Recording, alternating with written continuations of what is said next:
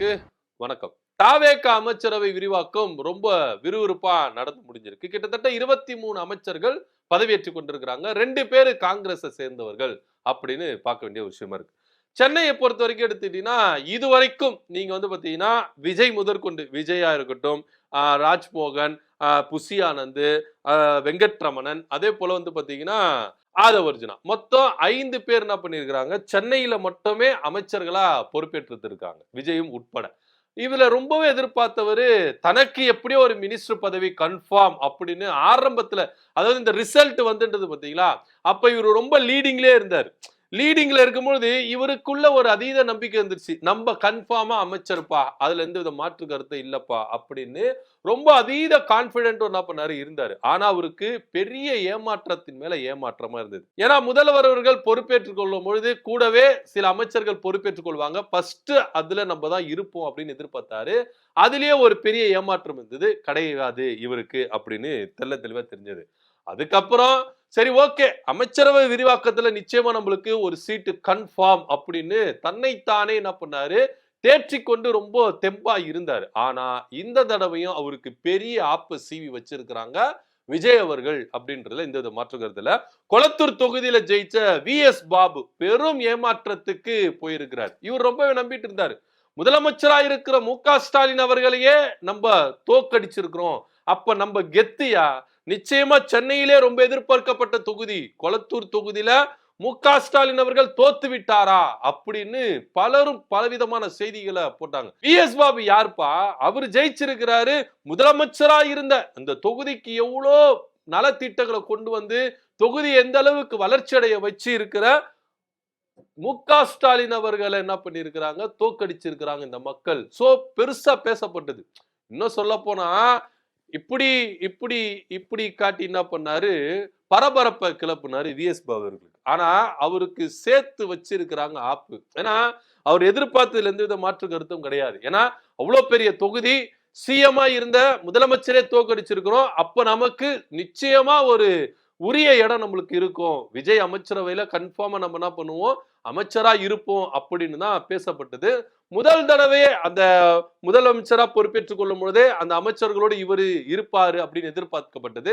ஆனா அவருக்கு வாய்ப்புகள் கொடுக்க முடியல. உடனே ஆதவர்ஜுனா அவரை சமாதானப்படுத்தி, அண்ணே நிச்சயமா உங்களுக்கு ஒரு மினிஸ்டர் பதவி கன்ஃபார்ம், நீங்க கவலையப்படாதீங்க, நெக்ஸ்ட் விரிவாக்கத்துல உங்களை கன்ஃபார்மா அமைச்சராக்குறோம் அப்படின்னு சொல்லப்பட்டதாகவும் ஒரு தகவல் பரவிச்சு. ஆனா இந்த அமைச்சரவையில கிட்டத்தட்ட அவருக்கு நிச்சயமா இருக்குப்பா, அவருக்கு அமைச்சரவை கன்ஃபார்ம், ஏதோ ஒரு அமைச்சரவையில என்ன பண்ணுவாங்க, அவருக்கு இலாக்களை ஒதுக்கிட்டு அவர் அமைச்சரா தேசிய கொடி பறக்க விட்டுட்டு என்ன பண்ணுவாங்க, அவர் கார்ல பறப்பாரு அப்படின்னு பேசப்பட்டுச்சு.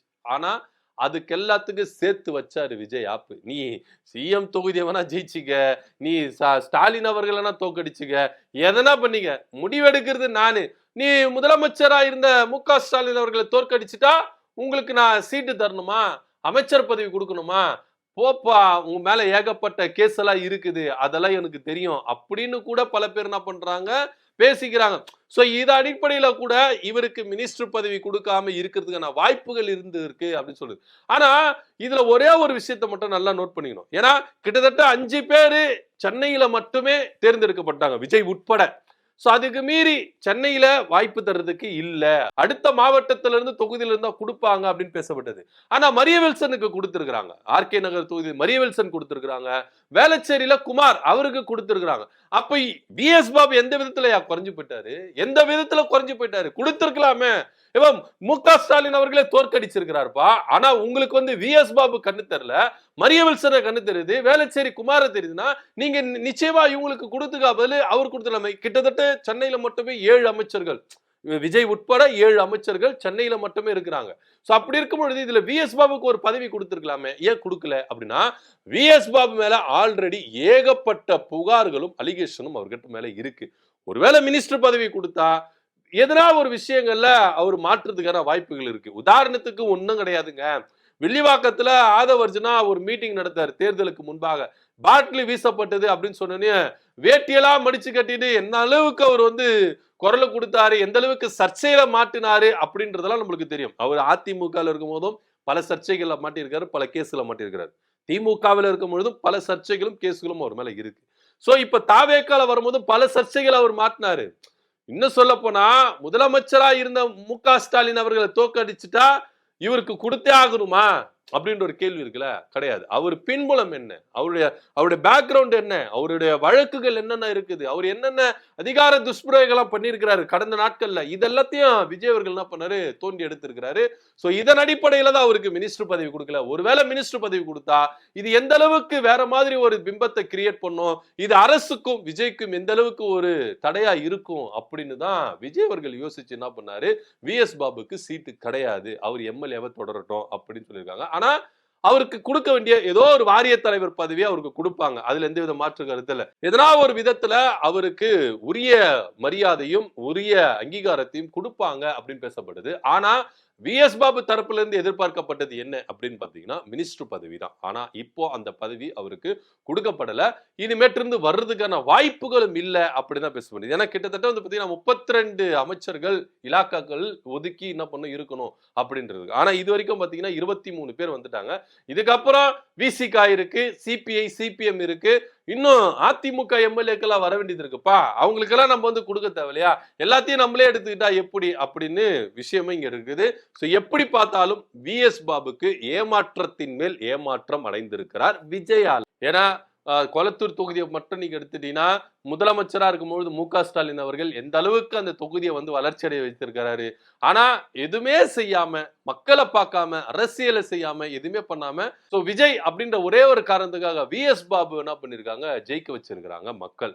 இதுக்கப்புறம் அந்த மக்களே கண்ணீர் வடிக்கிறாங்கன்னு வச்சுக்கோங்களேன், ஏன்பா நம்ம வந்து மு.க. ஸ்டாலின் அவர்களை தோக்கடிச்சோம் அப்படின்னு. ஆனா இவர் எதிர்பார்த்தது என்ன அப்படின்னா, தோக்கடிச்சுட்டா நிச்சயமா நம்மளுக்கு உரிய அங்கீகாரம். ஏன்னா ஆதவர்ஜுன் நான் வந்து பாத்தீங்கன்னா அந்த அளவுக்கு ஆற தவிர என்ன பண்ணாரு, அவரை கட்டி அணைச்சாரு. ஏன்னா நீங்க வந்து பயங்கரமான ஆளுன, மு.க. ஸ்டாலின் அவர்களே தோக்கடிச்சிட்டீங்களானே, நீங்க பெரிய மாசுனே அப்படின்னு. ஆனா உண்மையிலேயே வி.எஸ். பாபுலாம் தோக்கடிக்கல.